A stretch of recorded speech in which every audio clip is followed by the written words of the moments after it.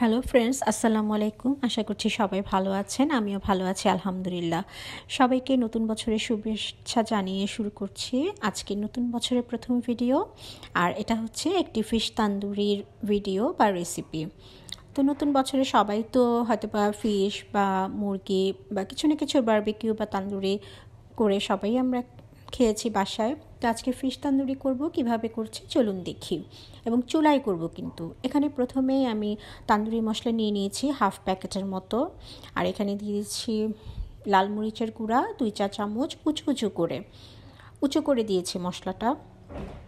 আর দিয়ে দিব এখন ধনের গুঁড়াও দিলাম 1 চা চামচ উঁচু করে। একটু জিরার গুঁড়া দিলাম একদমই অল্প, হাফ চা চামচের মতো। আর দিয়ে দিচ্ছি কিছু গোলমরিচের গুঁড়া, কালো গোলমরিচের গুঁড়া এখানে হাফ চা চামচের মতো হবে। আর দিয়ে দিচ্ছি টক দই 2 চা চামচ উঁচু করে, মানে 1 টেবিল চামচ হবে আর কি। মানে তান্দুরি করতে যা যা মশলা লাগে সেরকমই দেওয়া হয়েছে আর কি। আর আমরা সবাই মোটামুটি জানি তান্দুরি কিন্তু কী লাগে। তো আর দিয়ে দিচ্ছি আদা পেস্ট দিয়ে দিলাম 1.5 চা চামচ উঁচু করে। আর রসুন পেস্ট দিলাম 1 চা চামচ। আর দিয়ে দিব 1 চা চামচ ভিনেগার, 1 চা চামচের একটু বেশি হবে। আর লেবুর রস, 1 ফালি লেবুর রস দিয়ে দিচ্ছি। আর স্বাদ মতো লবণ। আর দিয়ে দিব 4 টেবিল চামচ সরিষার তেল দিয়ে এটাকে খুব ভালো করে এখন গুলে নিতে হবে, মিশিয়ে নিতে হবে মশলাটাকে। তো বারবিকিউটা কিন্তু চুলায় করব। তান্দুরি ফিশটা আমি এখানে একটা তেলাপিয়া ফিশ নিয়েছি। এই যে দেখতে পাচ্ছেন আমার তেলাপিয়া ফিশের ওজনটা কিন্তু 500 গ্রামের মতো হবে, প্রায় খুব বড় সাইজই মোটামুটি। তো এটাকে এখন খুব ভালো করে মেখে নিব। মাছটা কিন্তু খুব ভালো করে ধুয়ে পরিষ্কার করে পানি ঝরিয়ে নিতে হয়েছে খুব ভালো করে। পানিটা মুছে নিলে শুকনো করে যতটা মুছে নেওয়া যাবে ততই কিন্তু ভালো হবে, মশলাটা ভালো করে গায়ে লেগে থাকবে। আর মাছটাকে কিন্তু খুব পুরো 2 পিঠেই মাছটাকে কেটে নিয়েছি, একটু ছুরি দিয়ে নাইফ দিয়ে কেটে নিতে হবে মানে কাঁচা করে, যেন একদম মাছের ভিতর কাটা পর্যন্ত না যায়। কাটগুলো এমন করে দিতে হবে, তাহলে কিন্তু মাছটা একদম ভেঙে খুলে যাবে। এই যে দেখতে পাচ্ছেন কাটাগুলো আমি দেখিয়ে দিচ্ছি। আর এই কাঁচার ভিতর যে কাঠগুলো দিয়েছে এগুলোর ভিতরে কিন্তু মশলাটাকে প্রবেশ করাতে হবে, একদম ভিতরে মশলাটাকে প্রবেশ করিয়ে দিতে হবে। এভাবে করে মশলাটা মেখে নিতে হবে।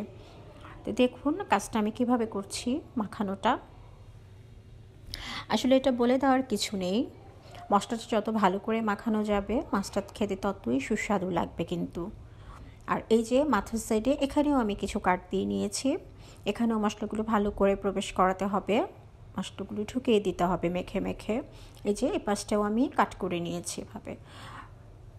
মানে যত ভালো করে মাছটাকে কাট করা যাবে মশলাটা তত ভালোই করেই ঢুকবে ভিতরে, এবং ততটাই মাছটা খেতে সুস্বাদু মজা লাগবে।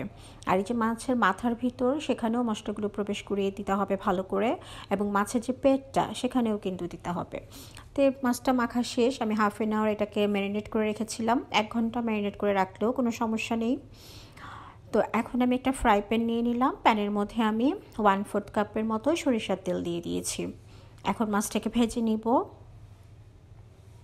আমি একটা নতুন প্যান নিয়েছি, চেষ্টা করবেন মাছটা ভাজার জন্য একটা নতুন প্যান নেওয়ার জন্য। নতুন প্যানটা নিলে মাছটা লেগে যাওয়ার চান্স কম থাকবে। তো তেলটাকে খুব ভালো করে গরম করে নিয়েছে কিন্তু হাই হিটে। তারপর মাছটাকে দিয়ে দিলাম, চুলার আঁচটা এখন হাই হিট আছে। এখন মাছটা দিয়ে ঢাকনা দিয়ে দিব 30 সেকেন্ডের জন্য, এবং 30 সেকেন্ড হাই হিটে মাছটাকে ভাজবো বা রান্না করব। তারপর 30 সেকেন্ড পর চুলার আঁচটা মিডিয়ামে নিয়ে আসবো। এই যে 30 সেকেন্ড পর ঢাকনাটা তুলে এখন চুলার আঁচটা আমি মিডিয়ামে নিয়ে আসবো। এখন মাছটাকে একটু আলতো হাতে নেড়ে চেড়ে মাছটাকে ভেজে নিতে হবে এক পিঠ। আলতো হাতে কিন্তু কাজটা করতে হবে, নতুবা মাছ একটু নরম থাকে, মাছ কিন্তু ভেঙে যাওয়ার চান্স থাকে। আর যেহেতু মাছগুলো কাট করা আছে, এই যে এমন করে প্যানের হাতলটা ধরে একটু দুলিয়ে দিব, এভাবে নাড়িয়ে দিলেই ভালো হয়, তাহলে ভেঙে যাওয়ার চান্স কম থাকবে। আর মাছ কিন্তু খুব দ্রুত সিদ্ধ হয়ে যায়, যার কারণে মাছ খুব বেশিক্ষণ কিন্তু ভাজা বা রান্না করা লাগে না। দেখুন ভাজার প্রসেসটা আমি একদম পুরোটাই প্রায় রাখার চেষ্টা করেছি, খুব একটা কেটে দেইনি, যাতে আপনাদের বুঝতে সুবিধা হয় ভাজাটা। যেহেতু একটু বড় মাছটা ভাজতে একটু সময় লাগবে, কিন্তু তারপরেও কিন্তু মাছগুলো ভালো মতোই সিদ্ধ হয়ে যাবে। এই যে আমি দেখতে পাচ্ছেন আরেকটা চামচ নিয়েছি, 2 চামচ দিয়ে মাছটাকে আলতো করে উল্টে দিলাম। এখন কিন্তু আর হাই হিটে রাখার দরকার নেই চুলার আঁচ। এখন আবার 30 সেকেন্ডের জন্য ঢাকনা দিয়ে ঢেকে দিব, কিন্তু চুলার আঁচ এখন মিডিয়ামেই থাকবে। এখন 30 সেকেন্ড পর আমি ঢাকনাটা তুলে নিলাম। এখন আমি মাছটাকে ঢাকনা খুলে কিছুক্ষণ মাছটাকে ভেজে নিব তেলে। আলতো হাতে প্যানের হাতলটা ধরে নাড়িয়ে চাড়িয়ে দিব, আর কাঠের চামচটা দিয়ে একটু নাড়িয়ে দিব। আর দেখুন কাজটা কিভাবে করছি, ভাজার কাজটা।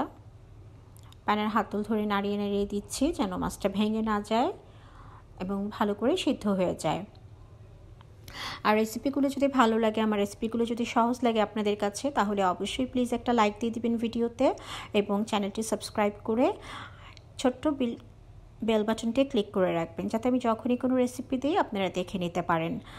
আর যদি কোনো প্রশ্ন থাকে রেসিপি সম্পর্কে আমাকে জানাতে পারেন, আমি অ্যান্সার দেওয়ার চেষ্টা করব। দেখুন মাছটাকে কীভাবে ভেজে নিচ্ছি, একটু কিনার করে কাত করে প্যানটাকে, তেলটাকে একটু যেন মাছের সাইডগুলো ভাজা হয়, এই জন্য একটু কাত করে মাছটাকে ভেজে নিচ্ছি যেন তেলটা মাছের সাইডেও লেগে একটু ভালো মতো ভাজা হয়। দেখুন কাজটা কীভাবে করছি। মাছটা কিন্তু ভাজা হয়ে গিয়েছে, সিদ্ধ হয়ে গিয়েছে মাছটা। আর সিদ্ধ হলেই তো ভাজা হয়ে যাবে, কারণ যেহেতু এটা তান্দুরি ফিশ। আর এটাকে কিন্তু একটু তান্দুরি ফিশ যেহেতু, এটাকে স্মোকি ফ্লেভার দিতে হবে। তো মাছটা আমি আবার উল্টে দিলাম, আমার ওই পিঠটাও হয়ে গিয়েছে ভালো করে। দেখুন মাশাআল্লাহ কত সুন্দর করে ভাজা হয়ে গিয়েছে মাছটা। এখন স্মোকি ফ্লেভার দিলেই কিন্তু এটা ফিশ তান্দুরি হয়ে গেল। তো একটা কয়লা আমি 5 মিনিটের জন্য চুলায় আগুন দিয়ে 5 মিনিট এটাকে জ্বালিয়ে নিব। তারপরে আমি মাছের মধ্যে এই কয়লাটাকে দিয়ে, এই কয়লার উপরে একটু সয়াবিন তেল দিয়ে ঢাকনাটা দিয়ে 5 মিনিট বন্ধ করে স্মোকি ফ্লেভার দিয়েছি। কিন্তু এটা আমার ভিডিওতে একটু আগে পরে হয়ে গিয়েছে, কারণ এই যে দেখুন আবার এই ভিডিওটা চলে আসছে, কারণ আমার ফোনের চার্জ ছিল না, ফোনটা অফ হয়ে গিয়েছিল, ভিডিওটা ঠিক মতো হয়নি, এই জন্য আমি দুঃখিত। তো মাছটা আমার রেডি। এই যে আমি মাছটা একটা সার্ভিং প্লেটে ঢেলে নিয়েছি। তো সবাই ভালো থাকবেন। এই তো ছিল সহজ রেসিপি, সহজ লেগেছেন আপনাদের কাছে। আল্লাহ হাফেজ, আজ এ পর্যন্তই।